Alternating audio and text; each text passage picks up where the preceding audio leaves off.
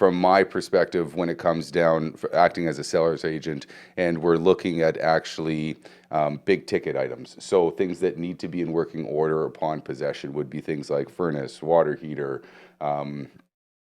making sure that the shingles are in good shape, and some of the things that are also unseen as well. So certain things like that I can't see visually is that usually we're taking into consideration that, hey, the shingles are 15 years old or they're at the end of their life expectancy.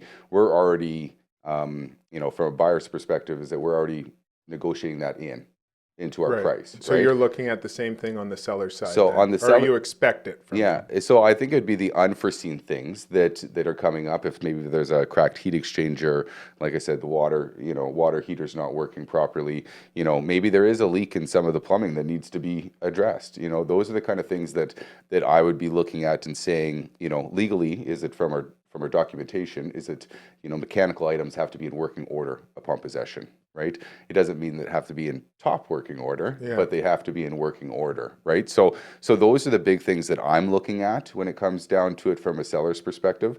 From a buyer's perspective, I can understand how people want all these things to be addressed. And if they're a new home, 100% you can get that. But when a used home is that you don't get those options in today's market to be able to ask them to bring it up to 100%, in perfect working order. So you're still looking at it from they should have caught all the cosmetic things, right? For sure. Like if someone's viewing a property and you see that the shingles are old, you're writing an offer as those shingles are old. You're not waiting for the home inspector to come back and renegotiate. Because, some agents look at it as okay, we're going to win this bid.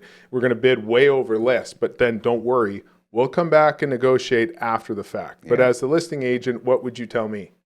Take a hike, go pound sand. Okay, but we probably wouldn't. We might say that, but at the same, nicer. For sure, but it's not something that they're willing to do at that point. And there's more demand out there that someone else is willing to take it, and realistically, you could take it to the market and disclose all those things that that happened with the first inspection, and still be in a better position than going back and actually rectifying all these issues, right? So, in other words, I'd say no, probably.